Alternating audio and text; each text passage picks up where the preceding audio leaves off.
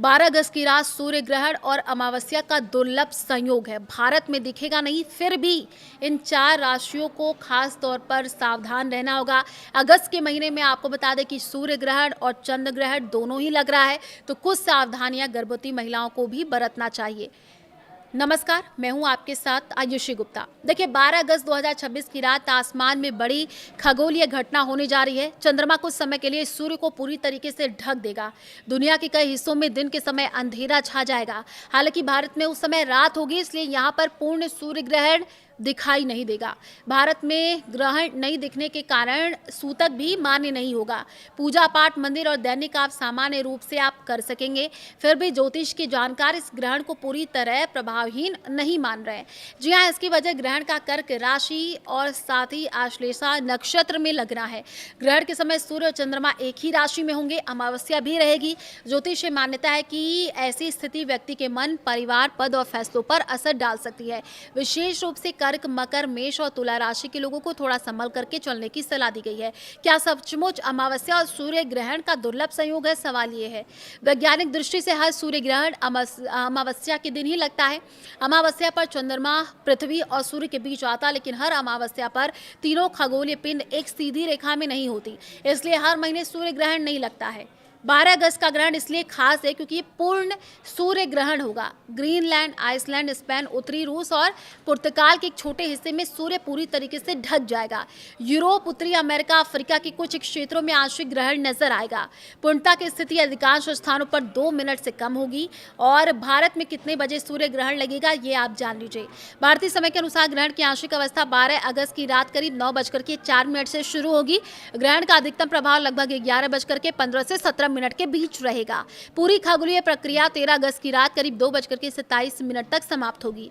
समय को लेकर के अलग अलग वेबसाइट थोड़ा वहां पर आपको अंतर मिल सकता है। इसका कारण आंशिक, पूर्ण और उपछाया चरणों की अलग गणना है।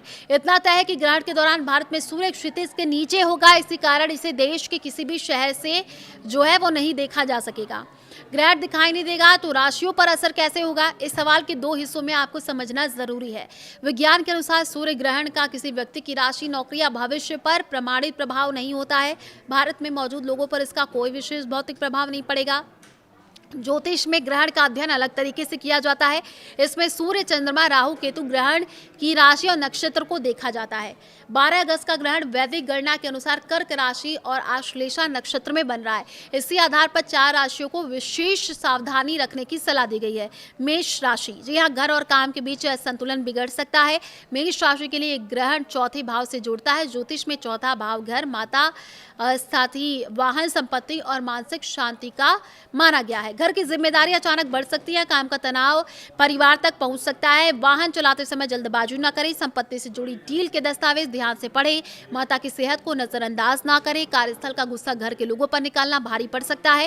कर्क राशि, मन में किसी बात को जरूरत से ज्यादा ना बढ़ाएं। ग्रहण कर्क राशि में लग रहा है, इसलिए सबसे सीधा प्रभावी इसी राशि पर माना जा रहा है। मन अशांत रह सकता है। छोटी बात पर परेशानी हो सकती है। परिवार के किसी सदस्य की बात दिल पर लग सकती है। इन लोगों को ग्रहण से अगले 7 दिनों तक बड़े फैसले जल्दबाजी में नहीं लेने चाहिए।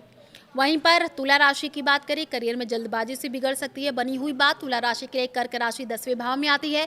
ये भाव नौकरी, कारोबार, पद और प्रतिष्ठा से जुड़ा हुआ बताया जा रहा है। अब नई नौकरी का प्रस्ताव आकर्षक लगे तो उसकी शर्तें जांचें। ऑफिस की राजनीति में पक्ष लेने से बचे। सोशल मीडिया पर ऐसे टिप्पणी ना करें जिससे पेशेवर छवि प्रभावित हो। अगले कुछ दिनों तक परिणाम से अधिक प्रक्रिया पर ध्यान देना बेहतर होगा। मकर राशि, रिश्तों में शक पैदा कर सकता है परेशानी। मकर राशि से कर्क 7वें भाव में आती है और ये भाव विवाद, साझेदारी और सार्वजनिक संबंधों से जुड़ा माना जाता है। जीवन साथी या बिजनेस पार्टनर के साथ संवाद कमजोर पड़ सकता है। किसी अधूरी सूचना पर प्रतिक्रिया ना दे। पुराने विवाद को दोबारा उठाने से बचे। तो क्या भारत में सूतक लगेगा, ये भी सवाल है। भारत में ये सूर्य ग्रहण दिखाई नहीं देगा। प्रचलित धार्मिक मान्यता के अनुसार जहां ग्रहण दृश्य नहीं होता वहां सूतक लागू नहीं माना जाता। इसलिए भोजन बनाने, मंदिर जाने, पूजा करने या शुभ कार्य रोकने की आवश्यकता नहीं है। गर्भवती महिलाओं के लिए भी भारत में इस ग्रहण के कारण किसी विशेष वैज्ञानिक प्रतिबंध की जरूरत नहीं है। सामान्य स्वास्थ्य सावधानियां ही पर्याप्त हैं। ग्रह से जुड़े भय या अप्रमाणित बातों पर विश्वास करने से बचे।